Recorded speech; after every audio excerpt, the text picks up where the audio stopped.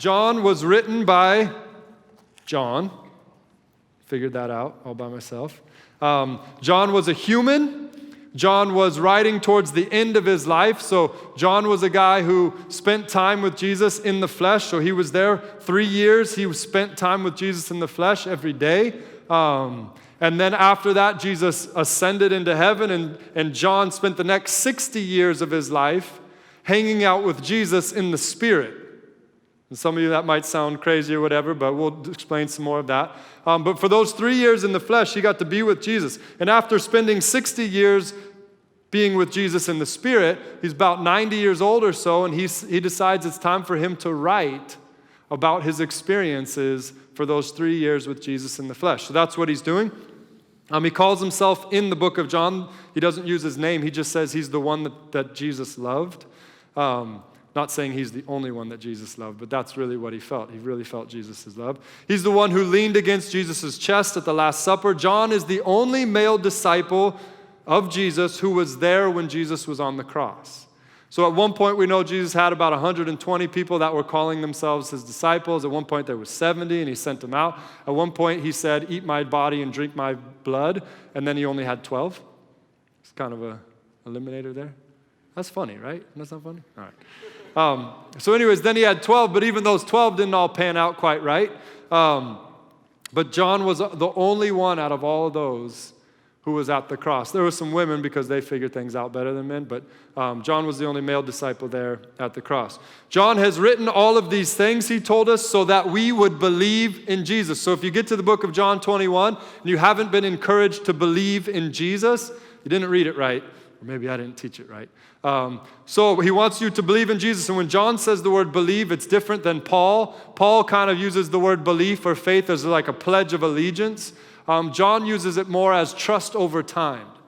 He basically is telling us the story how one day he met this guy named Jesus, and he began to trust him a little bit, and Jesus proved himself trustworthy, so he began to trust him more. Jesus proved himself trustworthy, he began to trust him more. At one point, he turned water into wine, and John said at this point, the disciples began to believe in him. They began to trust more in him. And then he saw him heal people from diseases that could not be healed. And they believed in him a little, they trusted him a little more. And then he saw him walk on water, he saw him feed 5,000, all these different things. He heard some of the things he said, and they began to trust him a little bit more. And so John, at the end of Jesus' life on earth, at the end of his life, he is just saying he completely trusts in Jesus. And as he writes, what is happening is that we'll begin to trust more and more in Jesus, so that we'll begin to sing out songs of faith from the places that used to be so full of despair, fear, pain, and doubt. We'll sing the song, that old song, "Jesus, Jesus, how I trust you, how I've proved you," over and over. If you're going to kind of say what hymn, you would attach to what apostle, it's a weird Christian game that no one's ever played before. I just made it up. But I think that would be the song that John would love to sing. "Jesus, Jesus, how I trust you, how I've proved you over and over." So Revelation chapter 21, verse 1. You ready? Man, there is like nobody here today. But there's so many people here. Who's ready? Who's ready? Who's ready? Here we go. We're in church, man. There's a lot of people here. It should be fun. Verse 1. After this, Jesus revealed himself again to the disciples by the Sea of Tiberias, Sea of Galilee.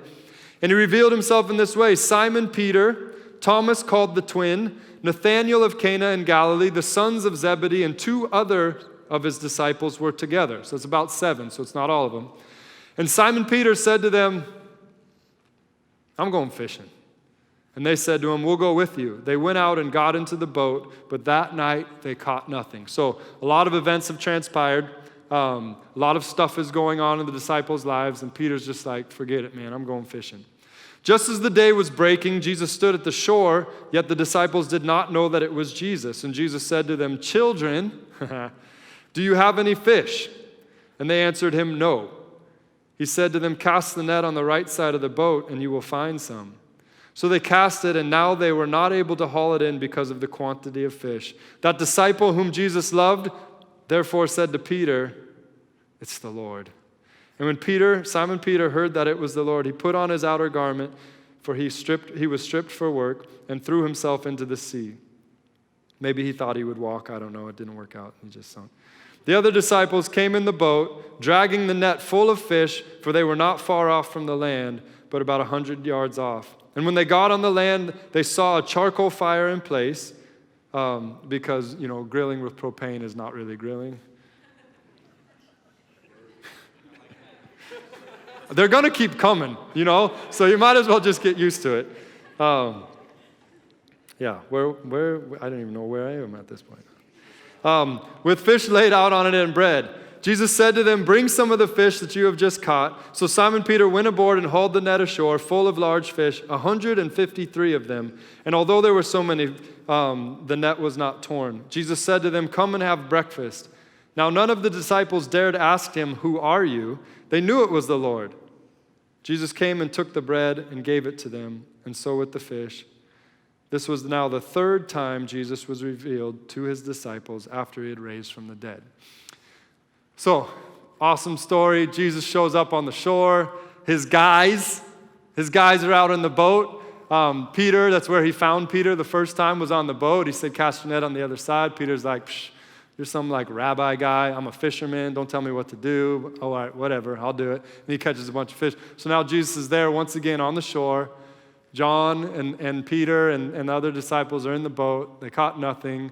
They're frustrated because they caught nothing. They're frustrated because they're totally confused at what's going on. They're frustrated because Jesus is not there in the flesh anymore. They're confused about all the stories they're hearing. Jesus has shown up to them twice already, mind you. This is the third time. And they see this guy on the shore. He's made a fire, and he calls out to them, "Cast your net on the other side." So probably something in them was like, maybe? They cast the net on their side, they catch all the fish, they're like, maybe? And John's like, "Yeah, it's the Lord." And so Peter jumps in and runs over there. And they have this little time with Jesus around the fire. And there's a couple things I want us to draw out of this chapter. The third one is the most important. We'll spend the most time there. But the first two, I want us to understand resurrected life.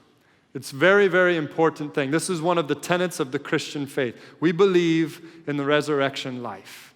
And resurrection life is not kind of like life that you get back. So Lazarus, when he rose from the dead, did not get resurrection life. He resurrected to normal life. He didn't resurrect to resurrection life, which means that he died again.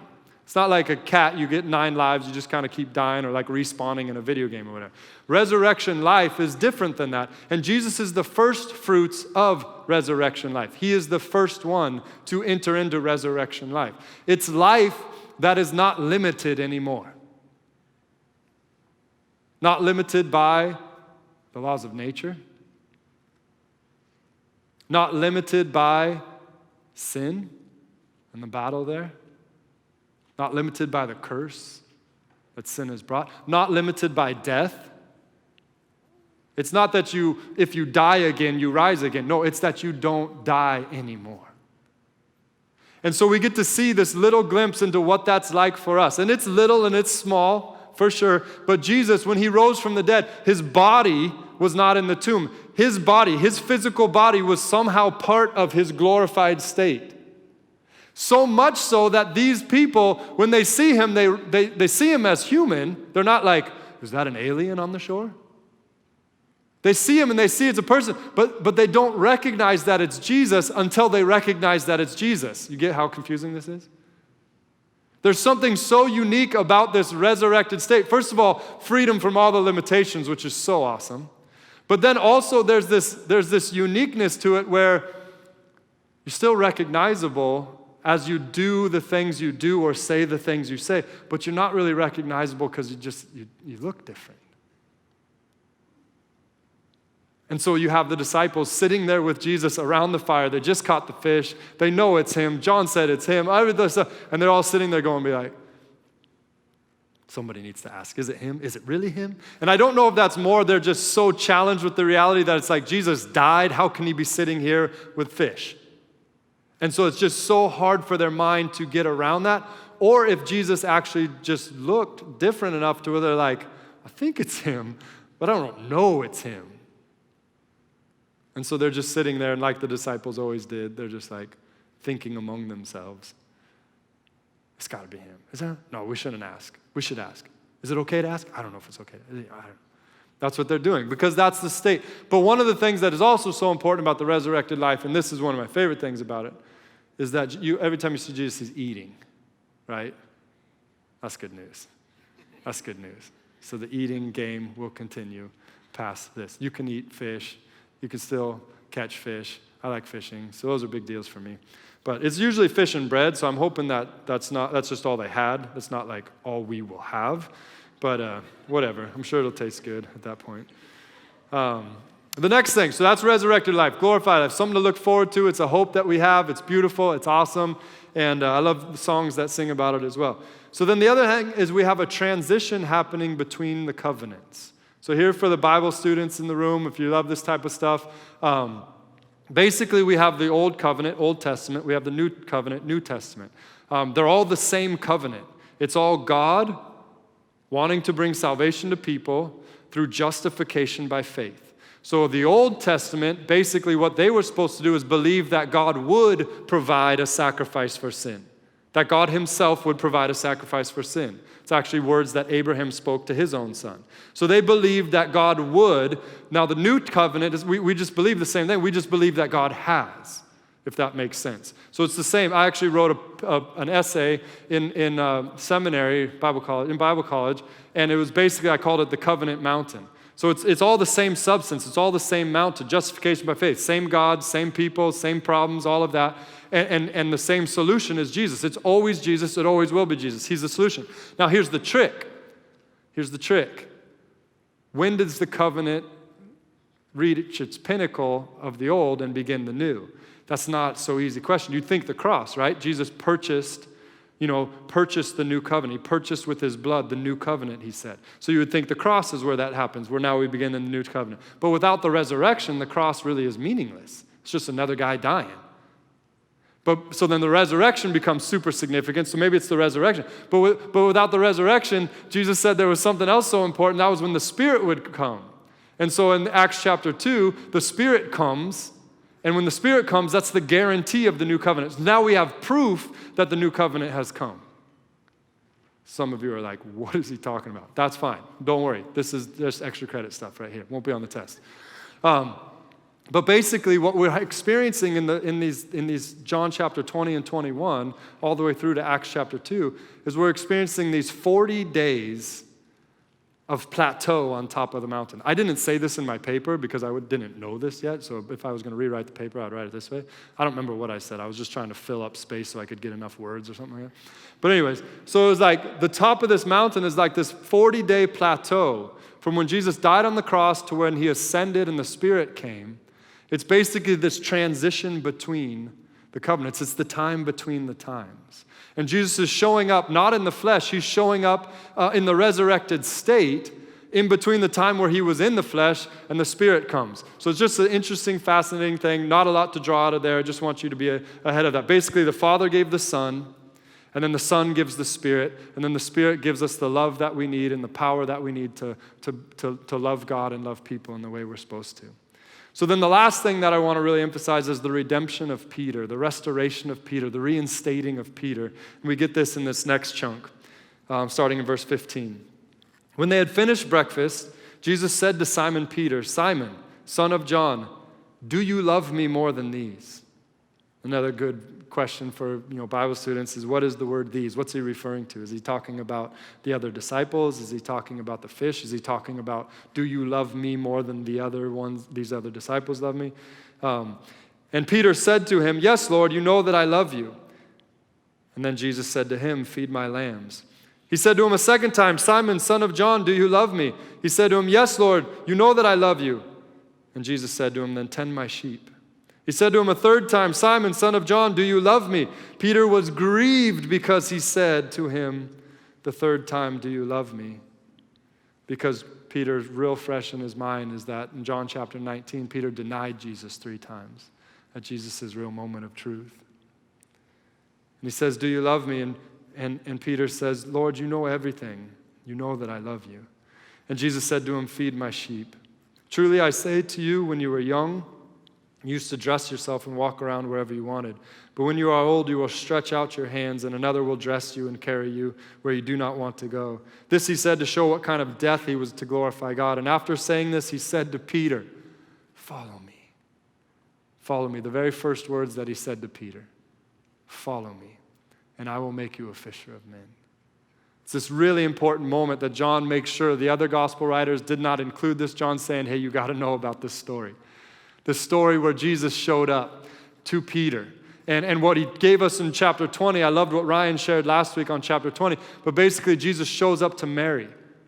And Mary was locked up in this frustration and anger at injustice. Mary basically was so upset, she was distraught because they had taken the body of Jesus. And she was yelling at the gardener and yelling out, who took him? Where have you taken him?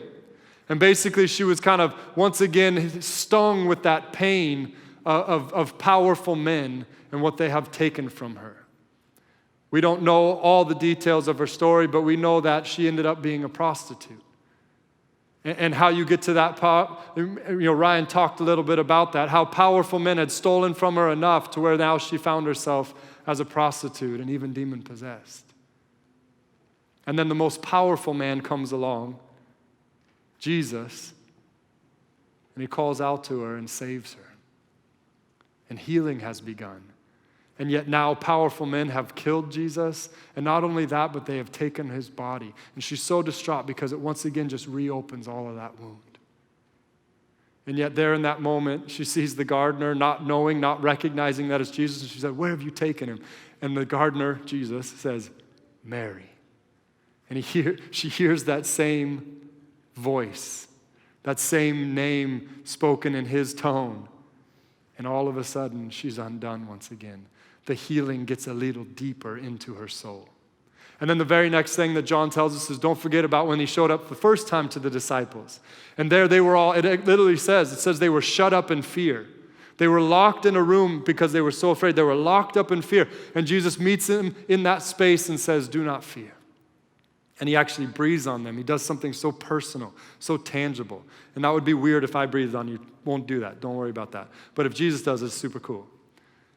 But he breathed on them, and they received some peace. And then shortly after that, he shows up again to the disciples because Thomas wasn't in that group. And Thomas is basically saying, yeah, that's great. I'm glad you guys all had this experience, but I've always thought you guys were a little weird, so I'm not taking your word for it. I need to see the wounds. I need to touch them. I need to put my hand in his side if I'm going to believe. And so Jesus shows up a second time to the disciples, and Thomas is in the room, and he looks around, and he says, hey, Thomas. Thomas is like, me?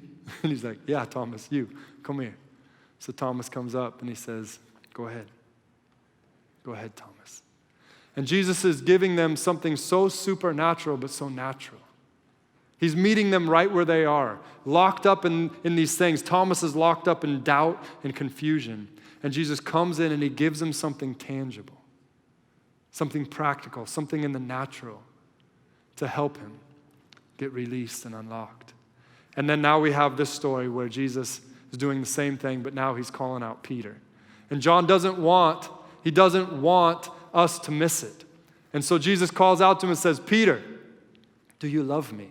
And in the Greek, there's a little trick in here, but basically it's, Peter, do you agape me?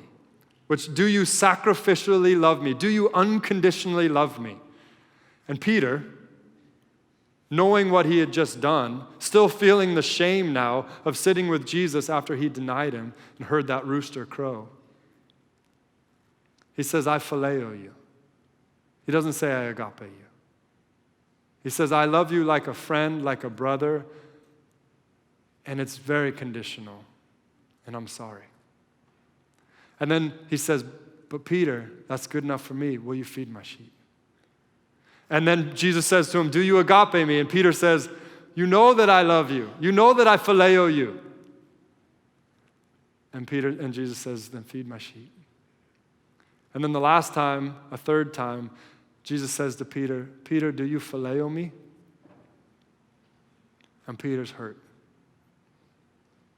All that shame of what he had just done, of how often he had failed in all of his life, is weighing so heavy upon him. as Jesus asks him the third time, Peter, do you love me? And Peter says, Lord, you know everything. You know I phileo you.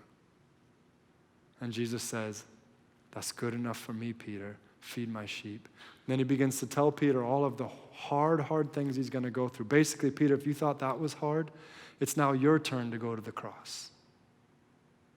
And he says, and all I'm asking is that you keep following me because I'm the one who's going to make you the fisher of men. Will you follow me? And Peter's response is so beautiful. Peter turned and saw the disciple whom Jesus loved following him, the one who had also leaned against him during the Last Supper and said, who is going to betray you? And when Peter saw him, he said to Jesus, what about him?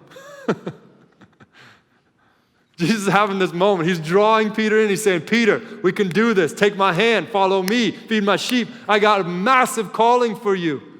And if you let shame take it away from you right now, you're going to miss everything. But I'm here, Peter, and I'm praying for you. The devil desires to sift you like wheat, but I'm praying for you. And Peter, I'm here giving you fish. Saying, I want you to do something for me, Peter.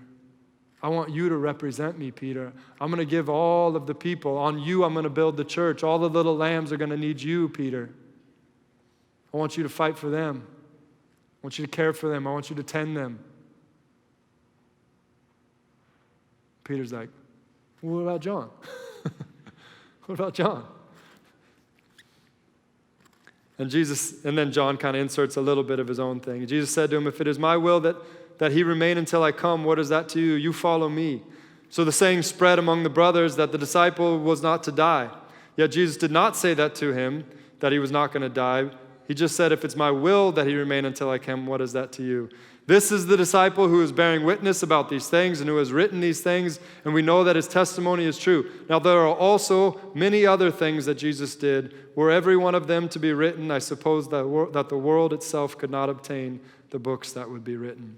So John is here just kind of putting his seal, his signature on the end of this thing, saying that this is what's said. And John's now, maybe wondered that. Did Jesus mean that I would be alive, I wouldn't die? But now he's 90 years old and he's going, no, I'm pretty sure I'm going to die. Pretty sure I'm going to die, and that's okay because that's not really what Jesus said. But in this moment, I want us to really just kind of pay attention to what Jesus is doing here and what John is wanting us to see. That Jesus was meeting with each of these people individually in a very practical way. He was giving them something to hold on to. He was reinstating them. He was reconnecting with them. And he was doing it in a very supernaturally natural way. Not in a supernatural wild way, but in a supernatural way that made perfect sense to them personally. And honestly, that's what I think the Lord wants to do right now for each of us. We had a really neat time first service. We had a lot of people come forward for prayer and get to hear a rhema word, a word from heaven about their earthly situation. And what I sensed as I was preparing this message was that this message was just a setup. It wasn't really something to stand alone. It was just to set up what we're going to do right now. We're going to have a time of waiting on the Lord to see if he would meet us who are locked up in despair and anger at all of the injustice and disappointments. He wants to meet us who are locked up in fear after a year of constant uncertainty. And we can feel our feet begin to slip, our relationship with the Lord begin to waver. He wants to set us free, those who are locked up in doubt and confusion, who just can't seem to get their mind around why God would allow certain things to happen. And what they really need to do is they need to touch his scars and feel his heart. And we're going to spend some time praying for those who might have become so identified with all of their weakness and shame that they don't even know what God is calling them to. Or maybe they've forgotten what God is calling them to. Or maybe they stopped really believing that God could be calling them to anything, and they've disqualified themselves like Peter.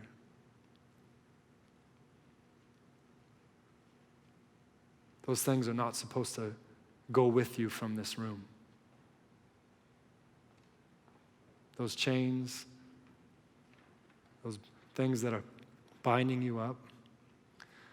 As Jesus is talking to Peter, it reminds me of this song that a guy, John Foreman, wrote. And this song hit me the first time when I was listening to it because I was in Dangriga, Belize, working with a bunch of kids with my wife. And these kids all came from real broken homes, real troubled situations. And I remember we were trying to do church one night, and then a fight broke out, which was not that uncommon. It was an interesting church time we were having. And these two kids, they're probably 12 years old, and they were just going at each other. Like literally, I didn't know what was going to happen.